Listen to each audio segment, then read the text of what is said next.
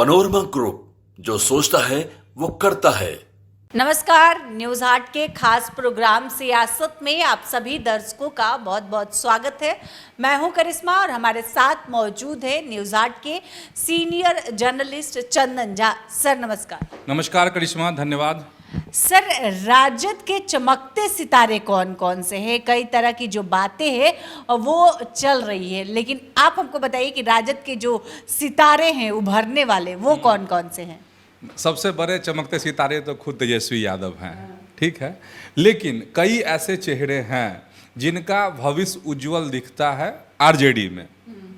अब जैसे कोई अजर अमर होके तो आया नहीं है, बदलाव होता ही है।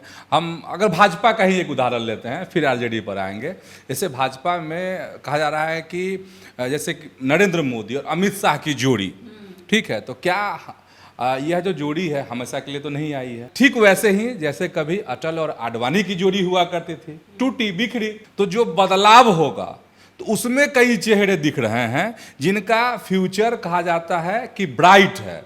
और ये सिर्फ पत्रकार ही नहीं कह रहा है, ये जो राजद के कार्यकर्ता हैं उनके बीच भी चर्चा है कि इनका फ्यूचर बेहतर है।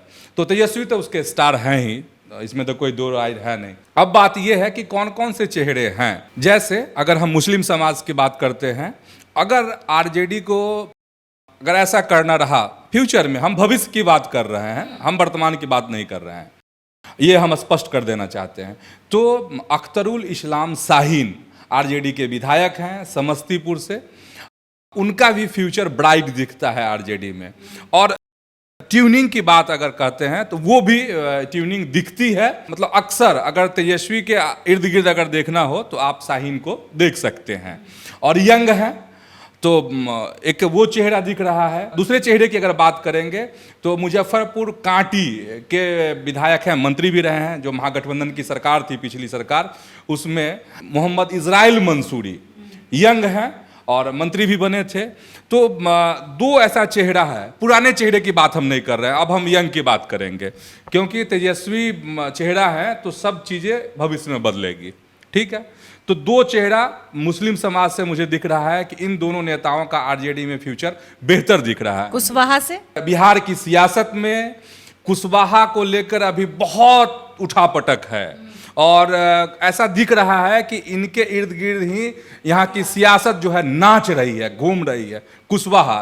तो अगर हम कुशवाहा समाज की बात करेंगे तो दो चेहरे दिख रहे हैं, एक नए नए आरजेडी में उभरे हैं और एक पुराने हैं। पहले चेहरे की बात करेंगे तो आलोक मेहता, इनकी भी ट्यूनिंग लालू प्रसाद से भी अच्छी है, तेजस्वी यादव से भी इनकी ट्यूनिंग अच्छी है।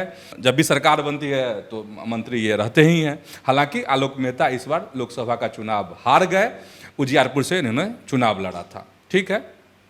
अब दूसरे चेहरे की अगर हम बात करेंगे तो एक और चेहरा दिख रहा है जो सांसद बन गए हैं। आलोक मेहता तो चुनाव हार गए, सांसद हैं अभय कुशवाहा, जो औरंगाबाद के सांसद बने हैं।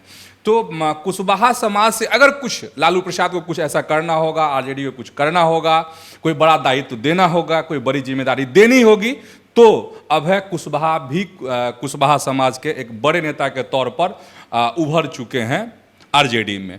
तो इनका भी फ्यूचर ब्राइट दिख रहा है।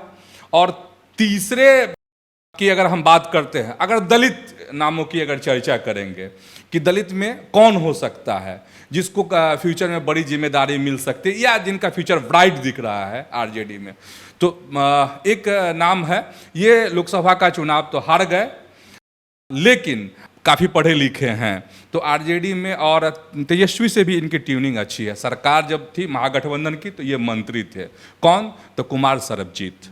अगर दलित की बात करेंगे तो 4-5 ऐसे चेहरे हैं करिश्मा जो दिख रहा है कि आरजेडी में इन लोगों का बेहतर भविष्य है।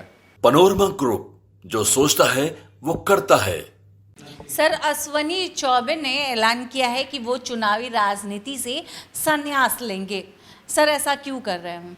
2-3 बात अश्विनी चौबे के बारे में जो उन्होंने कहा है। वो नमन यात्रा पर बक्सर में थे, उसमें मीडिया से जो उन्होंने बातचीत की उसमें जो उन्होंने कहा कि देखिए 70 साल के बाद सबको जो सक्रिय राजनीति से संन्यास ले लेना चाहिए।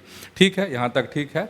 इसमें भी उनका बड़ा सियासी इशारा है और उन्होंने यह भी कहा कि अब वो खुद जो है सक्रिय राजनीति में पार्टिसिपेट नहीं करेंगे, यही उनका कहना है। लेकिन तंज भी भर दिया किस पर, तो अपनी ही पार्टी के जो बक्सर से जो चुनाव लड़े थे मिथिलेश तिवारी पर, और मिथिलेश तिवारी को मतलब कहा जा रहा है कि तंज उन्होंने कस दिया है, क्योंकि मिथिलेश तिवारी ने कहा था चुनाव हारने के बाद कि वो सड़क के सांसद हैं। तो इसी पे कहा कि सड़क का कोई सांसद कैसे हो सकता है, सड़क का कोई राष्ट्रपति कैसे हो सकता है, सड़क का कोई प्रधानमंत्री कैसे हो सकता है। और सबसे बड़ी बात उन्होंने कहा कि हम लोग चुनाव नहीं हारे, हम लोग का घमंड चुनाव हारा है। तो एक असलियत बात तो उन्होंने कही है, ये बड़ी बात कही है, ठीक है। अब सीधी बात, और सीधी बात यही कि अश्विनी चौबे का ये बयान जो है क्या है और क्यों उन्होंने इस तरह के बयान दिए हैं। एकदम सपाट प्रेशर पॉलिटिक्स। प्रेशर पॉलिटिक्स क्यों? दिल्ली को जगाने की कोशिश है, जो ये टॉप लीडरशिप है बीजेपी, उनको वो जगाने, मतलब मोदी और अमित शाह को नॉक कर रहे हैं कि कोई बड़ी जिम्मेदारी हमें चाहिए, ठीक है। और ये कह रहे हैं कि हम अब सक्रिय राजनीति में पार्टिसिपेट नहीं करेंगे। तो इसका मतलब और क्या रह जाता है? इसका मतलब ये रह जाता है कि गवर्नर वाली बात। तो हो सकता है उसके लिए ये इस तरह के दबाव बना रहे हों। सीधी सीधी बात तो मुझे यही समझ में आ रही है करिश्मा। सर, बिहार में 2 राज्यसभा की सीटों पर उपचुनाव होने वाले हैं, इसके लिए नोटिफिकेशन भी जारी हो गया है सर, इस पर क्या कहेंगे? हाँ, जो नोटिफिकेशन जारी हुआ, 2 सीट, कौन सी सीट? तो एक तो मीसा भारती वाली सीट। मीसा भारती की अगर हम बात करते हैं तो इनका जो कार्यकाल था वो काफ़ी बचा हुआ था। 7 जुलाई 2028 तक इनका कार्यकाल था राज्यसभा के सांसद के तौर पर। विवेक ठाकुर का जो कार्यकाल था वो 9 अप्रैल 2026 तक का कार्यकाल था। इन्हीं 2 सीटों पर यहाँ चुनाव होंगे। अगर करिश्मा नामांकन जो नोटिफिकेशन है उसके अनुसार 14 अगस्त से लेकर 21 अगस्त तक नॉमिनेशन किया जा सकता है इस चुनाव के लिए। नामांकन वापसी की जो आखिरी तारीख है वो 27 अगस्त है। मतदान अगर इस तरह की नौबत आती है तो 3 सितंबर को मतदान होगा और 3 सितंबर को ही रिजल्ट आ जाएगा। तो ये खबर हो गई। अब है कि एक पत्ता तो पहले से खुला हुआ है, उपेंद्र कुशवाहा वाला। दूसरा जो पत्ता है उस पे कहा जा रहा है, उस पे अभी तक सस्पेंस है। और सस्पेंस इसलिए है, तरह तरह के नाम आ रहे हैं सामने में, और सस्पेंस इसलिए क्योंकि आधिकारिक रूप से कोई घोषणा नहीं हुई है। लेकिन अब जब नोटिफिकेशन जारी हो गया है और वक्त बहुत नज़दीक है तो ऐसा लग रहा है कि बहुत जल्द दूसरे प्रत्याशी कौन होंगे, और एनडीए से ही होंगे, या तो कहा जा रहा है कि जदयू अपने किसी को इस सीट पर चुनाव लड़ा सकती है। तो देखने वाली बात होगी कि जदयू से कौन प्रत्याशी होते हैं, लेकिन बहुत जल्द अब उसका भी नाम सामने आ जाएगा। तो आज के इस वीडियो में इतना ही। आगे की खबरों के लिए आप हमारे चैनल न्यूज़ हाट को सब्सक्राइब कर लें। अगर फेसबुक पर देख रहे हैं तो हमारे पेज को लाइक करना ना भूलें। हमारी वेबसाइट है newsheart.com, उसे भी ज़रूर विजिट करें। धन्यवाद।